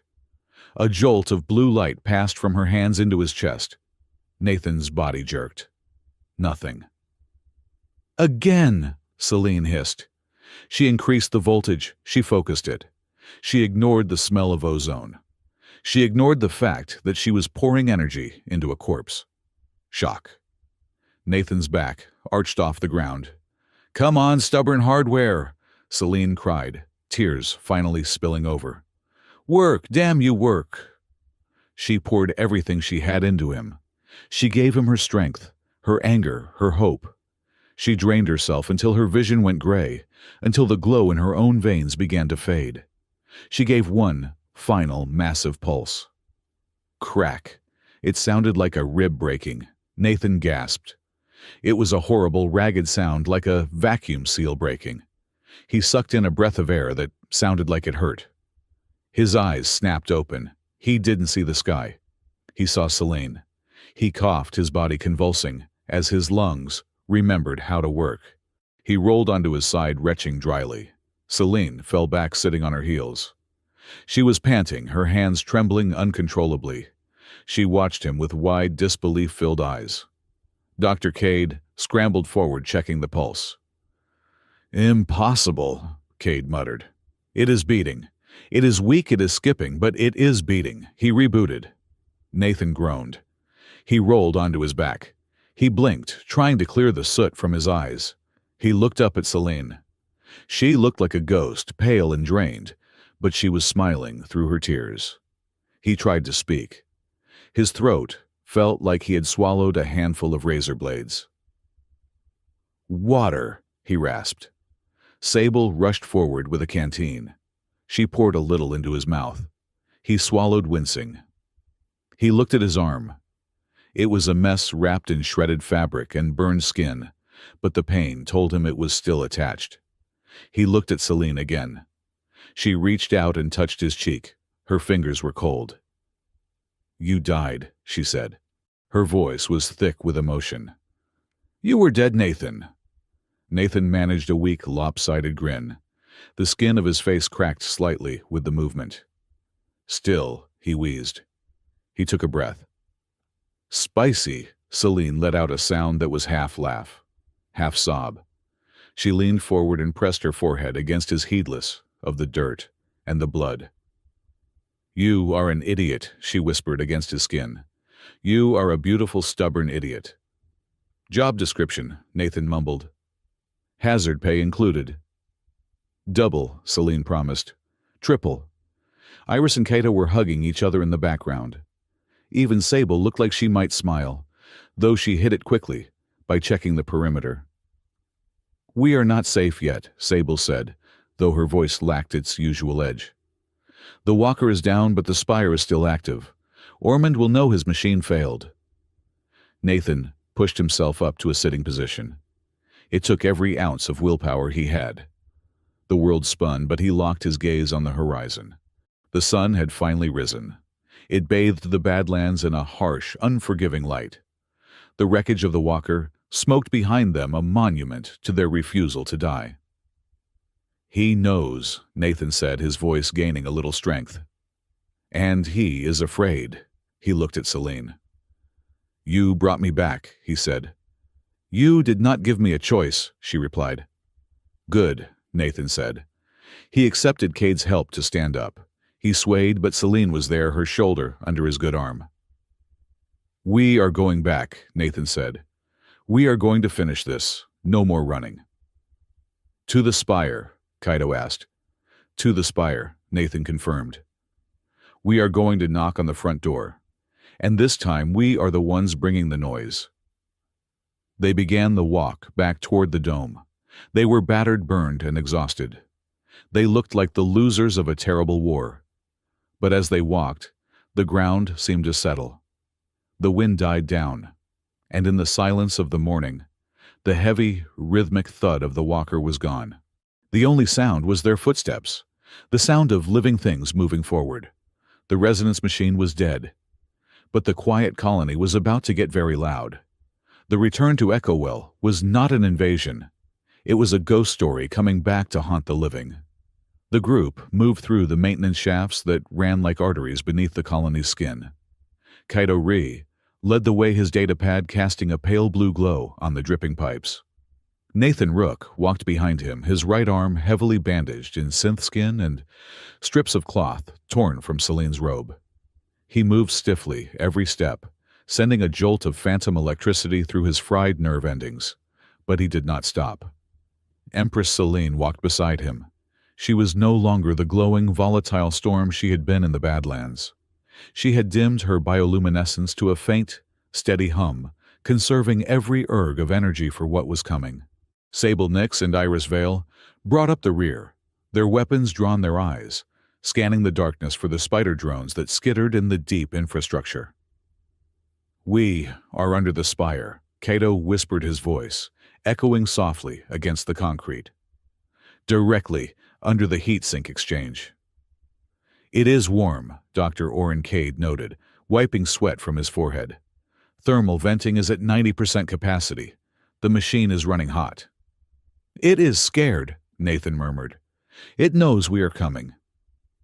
They reached a service hatch, marked with the crimson seal of the Synod High Command. Kaito bypassed the lock with a few keystrokes. His access codes were technically revoked, but the system was too busy rerouting power from the destroyed walker to notice a subtle intrusion in the basement. The hatch hissed open. They emerged not into a hallway, but into the central nervous system of the colony. It was a vast, cylindrical chamber that stretched up for what looked like a mile. The walls were lined with banks of servers blinking, with millions of tiny amber lights. In the center of the room, a massive column of fiber optic cables and coolant pipes rose like a tree trunk made of glass and steel. Nathan stopped. He stared at the central column. He tilted his head, narrowing his eyes. "Kaito," Nathan said. "Pull up the schematic of the residential grid, Sector 4. "Now," Kaito asked. "We are a bit busy infiltrating the enemy stronghold." "Just do it," Nathan ordered. Kaito projected the map into the air. It showed the layout of the streets, the power lines, the water mains. Nathan pointed to a specific knot of lines, a convergence point where the heavy-duty conduits bundled together before branching out to the houses. "That is my street," Nathan said. He pointed to the thickest cable on the map. "And that line that is the main feed." He turned to look at the massive column in the room. "It is the same layout," Nathan said. "This room isn't just a server farm. It is a mirror. The cables running under my house connect directly to this core." "Your house is a junction node," Kaito realized, his eyes widening. "A hardline tap into the mainframe." "I Thought I got the place because the rent was cheap, Nathan said, a cold realization settling in his gut. Turns out I was sleeping on top of the main breaker. Move, Sable urged. The elevator's ahead, we go to the top. They took the service lift. It rose rapidly, the lights of the server banks blurring into streaks of gold. They passed the administrative levels, the security levels, the luxury suites, where the Synod elite lived in ignorance of the machinery that kept their champagne chilled. The lift stopped at the apex. The Chancellor's office. The doors opened. There were no guards, no automated turrets. Just a long, polished floor of black marble, leading to a desk that sat before a panoramic window, overlooking the entire colony. Outside, the sun was fully up, casting harsh shadows across the dome. Chancellor Ormond Sayer stood by the window, his back to them. He was watching the smoke rise from the distant Badlands. "You took your time," Ormond said. He did not turn around. His voice was calm, conversational. "I expected you an hour ago." "We had to walk," Nathan said, stepping out of the lift. "Someone broke our ride." Ormond turned. He looked impeccable. His uniform was crisp, his silver hair perfectly coiffed. He looked at Nathan's bandaged arm, then at Celine's torn robes, and smiled. It was the smile of a man who believed he had already won, even if the scoreboard disagreed. "Empress," Ormond nodded. "You look terrible. Freedom does not suit you. It makes you look common." "It feels real," Celine said. She stepped forward, the air around her beginning to vibrate. "It feels like my own." "And you brought your pet mechanic," Ormond continued, ignoring the threat. "Mr. Rook, the man who refused to die. I must admit the data from the walker was confusing. You absorbed 3 gigajoules of energy. You should be ash." "I am grounded," Nathan said. "And I am here to unplug you, Ormond." "Unplug me," Ormond laughed. He walked to his desk and tapped a console. A holographic display filled the room. It showed the colony status, green lights everywhere, order, stability. "You think this is about me? I am just an administrator, Mr. Rook. I serve the Synod, and the Synod serves the Order." He gestured to the window, to the thousands of houses below. "Look at them," Ormond said. 300,000 souls. They wake up, they work, they eat, they sleep. They are safe, they are happy. And do you know why? Because they are afraid." He pointed a finger at Celine. "Because of her," Ormond said. "The monster in the high castle. The beautiful, deadly curse.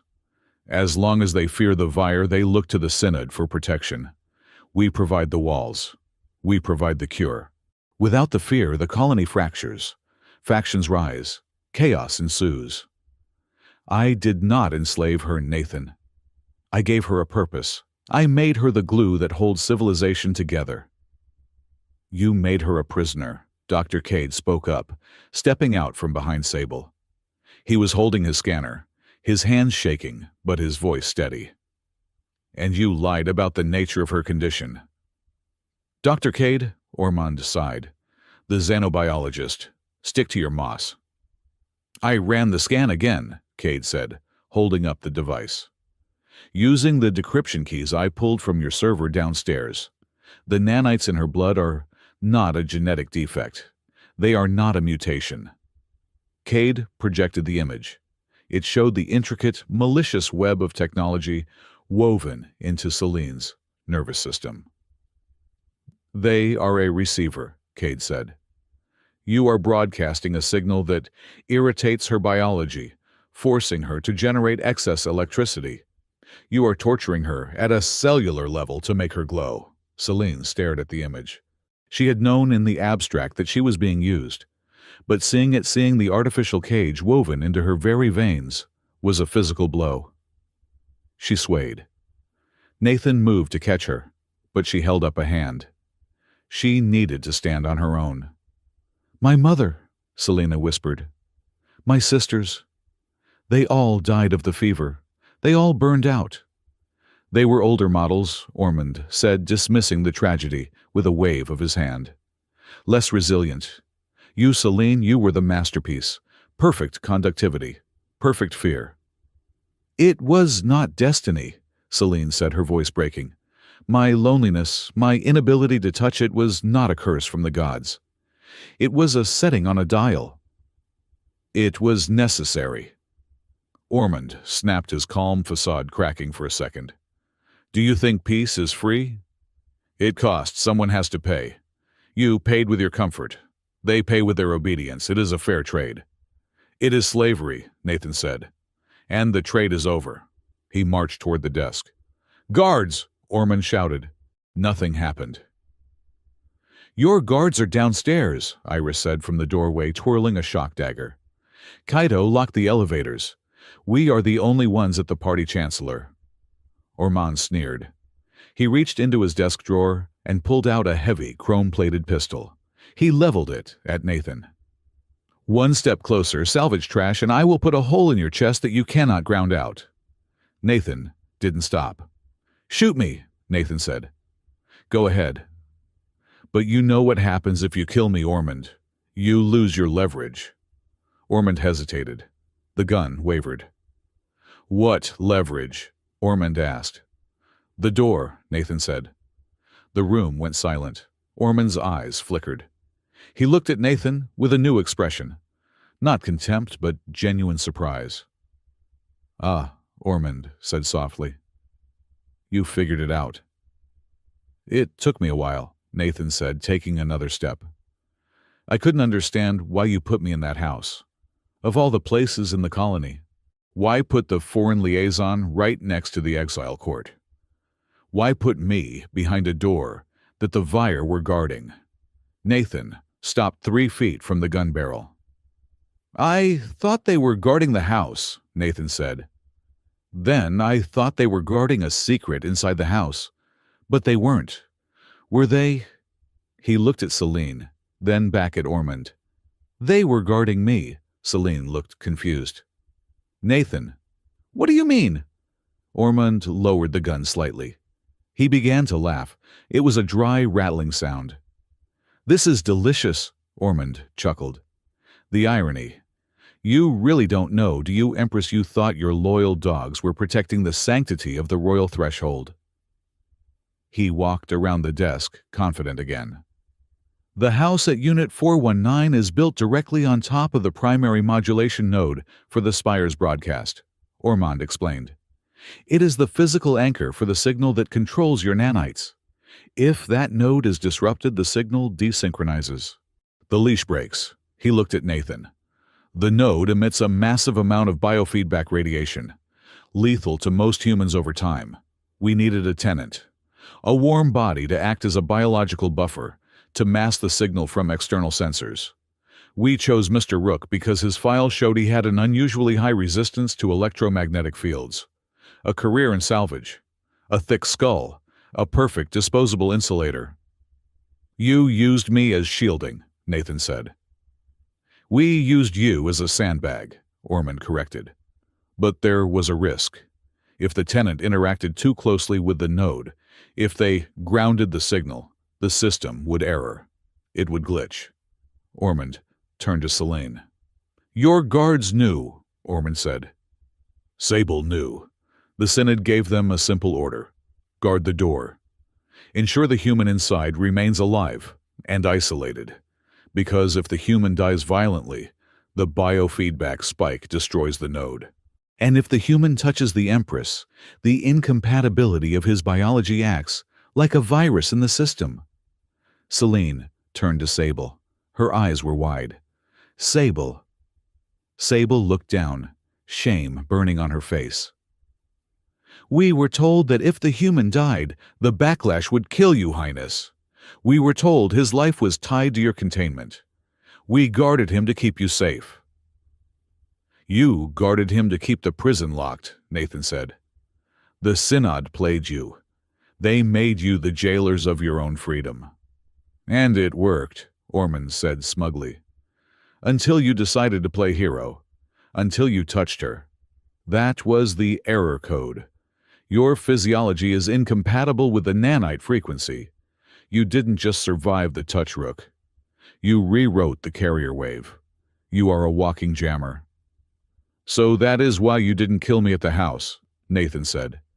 You were afraid if you shot me, the node would blow. Precisely, Ormond said. But now we are in the Spire, the broadcast source. I don't need the node anymore. I can reset the entire grid from here, which means... He raised the gun again, aiming directly at Nathan's forehead. You are finally redundant. Bang! The sound was deafening in the enclosed space. Celine screamed, but Nathan did not fall. Ormond stared at the gun in his hand. Then he stared at his hand. His hand was frozen. The gun had fired, but the bullet had impacted an invisible wall of force 3 inches from the barrel.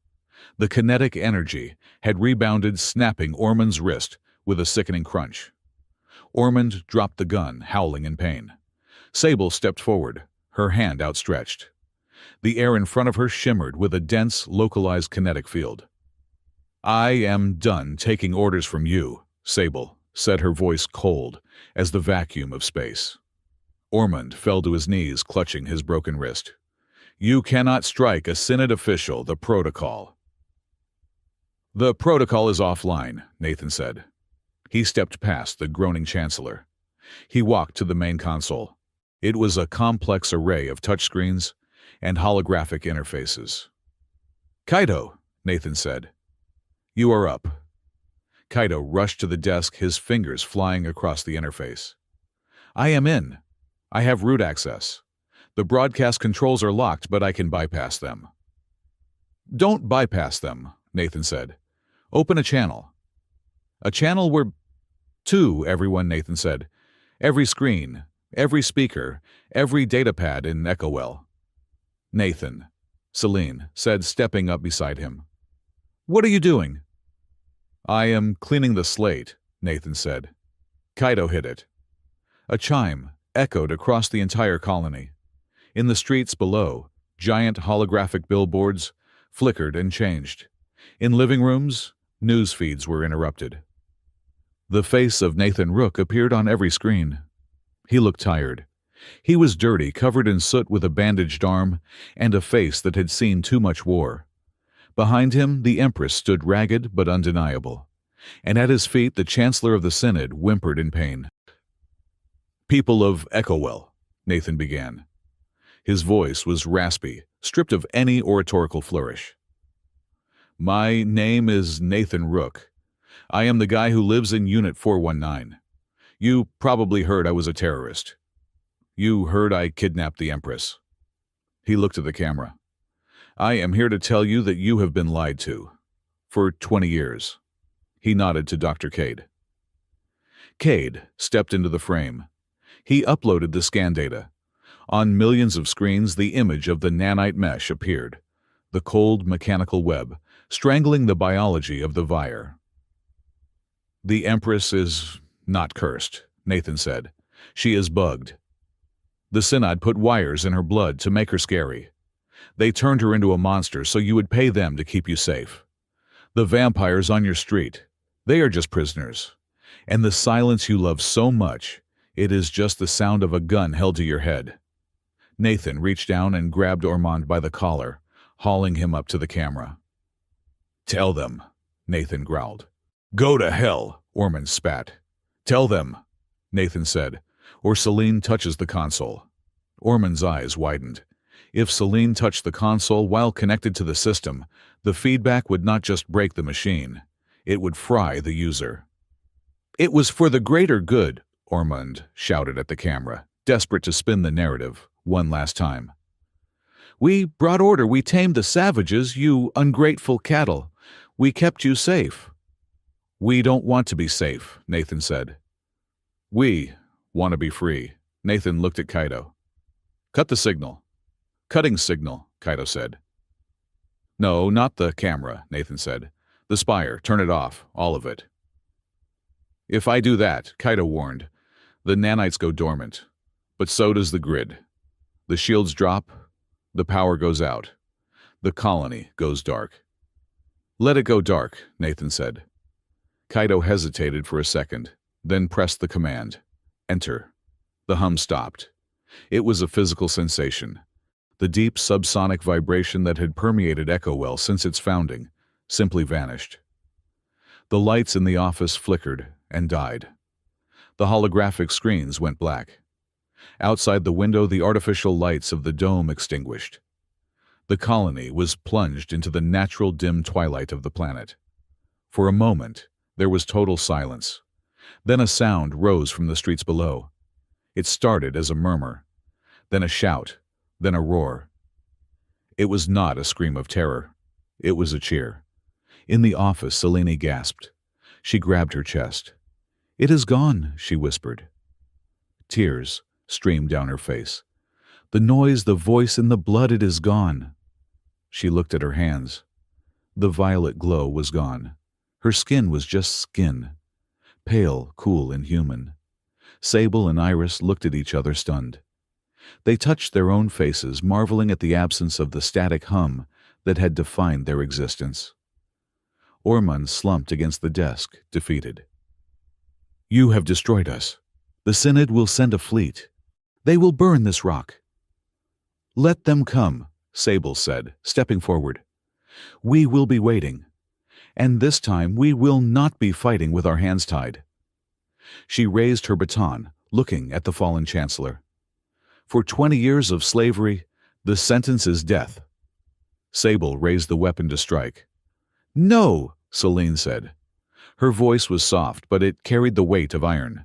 Sable froze. "Highness, he is a monster." "He is a tool," Selene said. She walked over to Ormond. She looked down at him with pity, not hate. "If we kill him, we are just the new monsters. If we kill him, we validate his fear." She looked at Nathan. "We do not build a new world on a foundation of blood," Selene said. "We build it on truth." She turned to Sable. "Lock him up," Selene ordered. "Put him in the glass cell in the sanctum. Let the people see him. Let them see that the bogeyman is just a small, frightened old man." Sable lowered her weapon. She nodded slowly. "As you command, Empress." "Not Empress," Selene corrected. "Just Selene." 3 days later. The colony of Echowell was still dark, but it was alive. Generators hummed on street corners. People walked openly in the streets, no longer afraid to look up. The Vire mingled with the humans cautiously at first, but with growing curiosity. Without the fear of the death touch, the barriers were breaking down. Nathan Rook stood on his porch. His arm was in a sling. He was wearing a fresh shirt, though it sat uncomfortably, over the healing burns on his chest. He was looking at his front door. The heavy steel blast door had been removed. In its place, Kaito had installed a simple wooden door with a glass pane. The node beneath the house had been excavated and deactivated, the machinery hauled away to be melted down for scrap. It was just a house now. "It looks flimsy," a voice said. Nathan turned. Selene stood on the walkway. She was wearing simple civilian clothes, a gray tunic and trousers. She looked smaller without the robes, but more substantial. Real. "It is a door," Nathan said. "It keeps the wind out. That is all it needs to do." "No guards?" Selene asked, a playful glint in her violet eyes.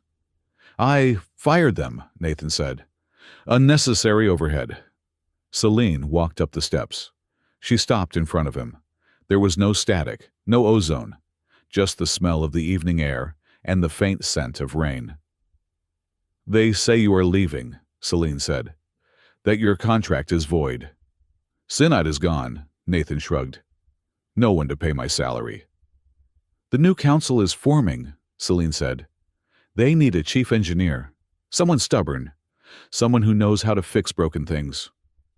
"I am expensive," Nathan warned. "We have a lot of scrap metal to trade," Selene smiled. She reached out. She took his good hand, his left hand in hers. Her skin was warm. Her pulse was steady. It was the most ordinary thing in the world, and it was a miracle. "Stay," she said. It wasn't a command. It wasn't a plea. It was an invitation. Nathan looked at the street. It was quiet. But it was a different kind of quiet. It was the quiet of a place that had nothing left to hide. He looked at the woman who had restarted his heart. "I still have 3 crates to unpack," Nathan said. Celine squeezed his hand. "I will help you," she said. Nathan smiled. He squeezed back. "Deal." They turned and walked through the door together. And for the first time in the history of Echo Well, the door didn't lock behind them. It just closed, keeping the warmth inside.